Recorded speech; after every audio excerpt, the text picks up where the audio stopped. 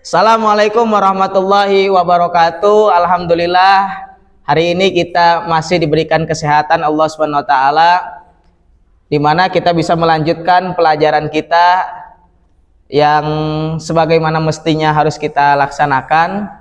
Insya Allah hari ini kita akan belajar tentang Pancasila sebagai identitas nasional Indonesia. Sebelum kita mulai, alangkah baiknya kita mengawali kegiatan pembelajaran kita hari ini dengan berdoa menurut kepercayaan masing-masing. Berdoa dimulai. Berdoa selesai. Oke anak-anak, bagaimana kabarnya hari ini? Alhamdulillah, Allahu Akbar. Masih tetap semangat? Bismillah, Allahu Akbar. Hari ini kita akan belajar tentang Pancasila sebagai identitas nasional Indonesia.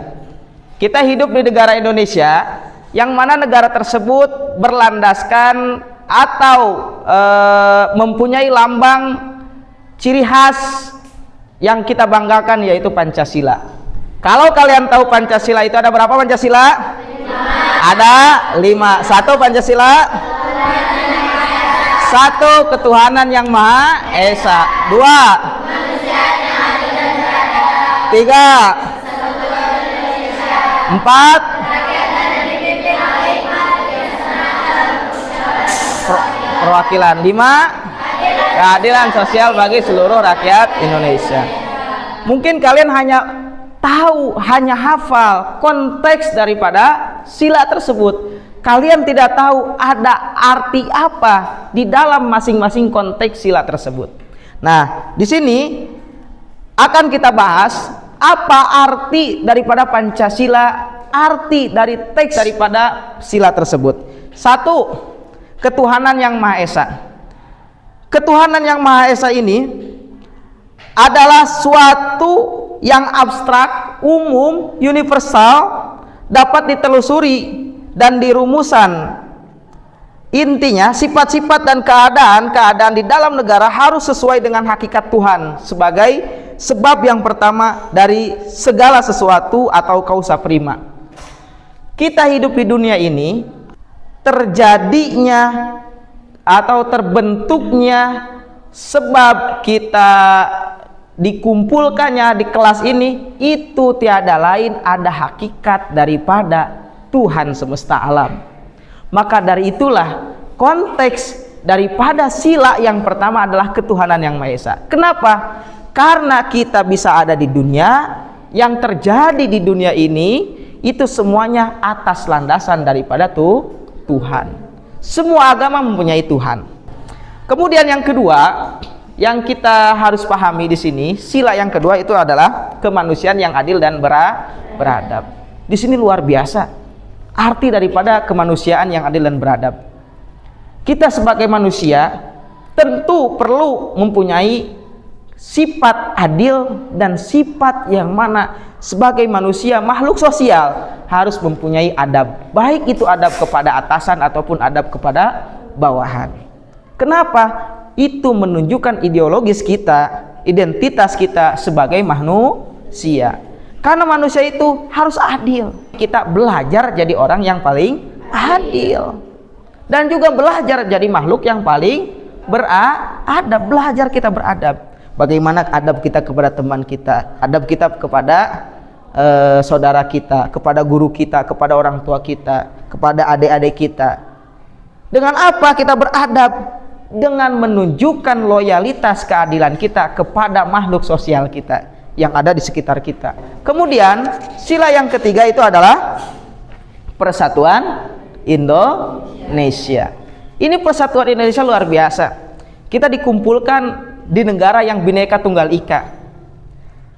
Berbagai macam budaya, berbagai macam suku bahasa.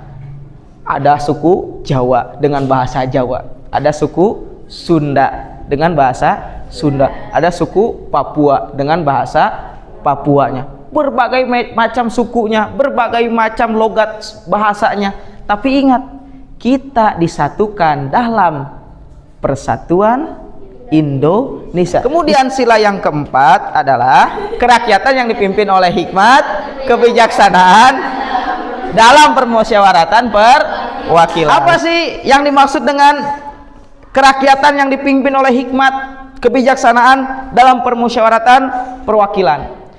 Kita hidup di negara yang mana kita mempunyai institusi negara dari parlemen, presiden, ke bawahnya ada wakil presiden, kemudian ada menteri-menteri, kesananya ada anggota DPR, ada MPR, yang mana semua itu adalah bentuk perwujudan daripada perwakilan rakyat. Kita yang dipimpin dalam hikmat kebijaksanaan pemerintah, kita negara, masyarakat, rakyat yang dipimpin oleh permusyawaratan perwakilan. Negara ini dibentuk dengan hasil musyawarah.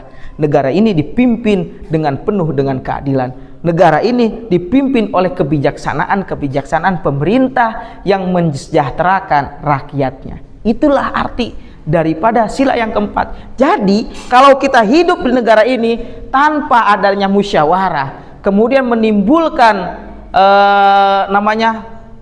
pemikiran-pemikiran atau kebijakan-kebijakan yang tidak mensejahterakan rakyat, yang selalu menjolimi rakyat, berarti tidak sesuai dengan sila yang kemudian yang kelima apa? Keadilan sosial bagi seluruh rakyat Indonesia. Ya, kalau kita terjemahkan arti perkata daripada keadilan sosial, yang mana keadilan ini kita harus adil seadil-adilnya secara sosial, menyeluruh, bukan per orang. Kalau keadilan sosial itu hanya untuk per orang, hanya untuk para pemerintah, berarti bukan sila yang kelima, tidak sesuai dengan sila-sila yang kelima. Kenapa? Karena sila yang kelima itulah keadilan sosial bagi seluruh rakyat Indonesia. Ingat, wahai para pemerintah, wahai para perwakilan rakyat, kalian mempunyai rakyat, harus kalian adili seadil-adilnya. Hukum jangan sampai tajam ke bawah, tumpul ke atas. Hukum tetap jalankan, hukum sesuai dengan konstitusi negara tersebut. Oke, ada yang ditanyakan? Ya.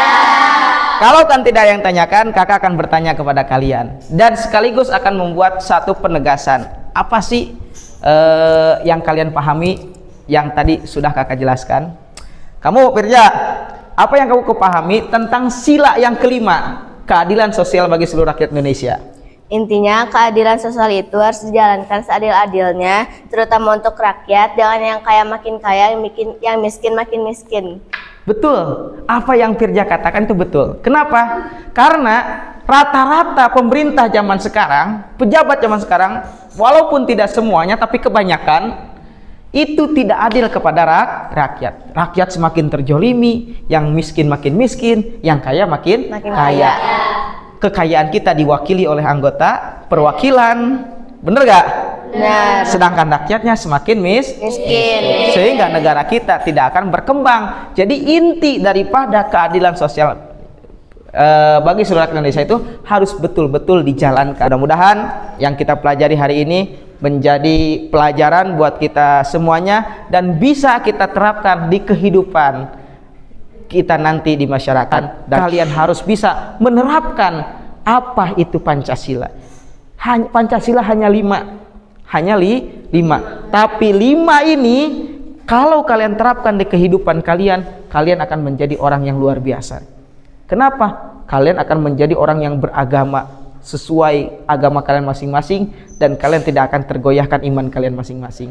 Kalian akan adil kepada rakyat, kalian akan adil kepada diri sendiri. Mudah-mudahan kita bisa mengamalkan di kehidupan masyarakat. Sekian yang dapat saya sampaikan, kurang lebihnya mohon dimaafkan. Bila mana ada kesalahan itu pribadi dari saya, dan kalau kan ada kritikan dan saran, saya akan terima. Atau ada pertanyaan, nanti bisa ditanyakan. Mudah-mudahan manfaat maslahat. Assalamualaikum warahmatullahi wabarakatuh.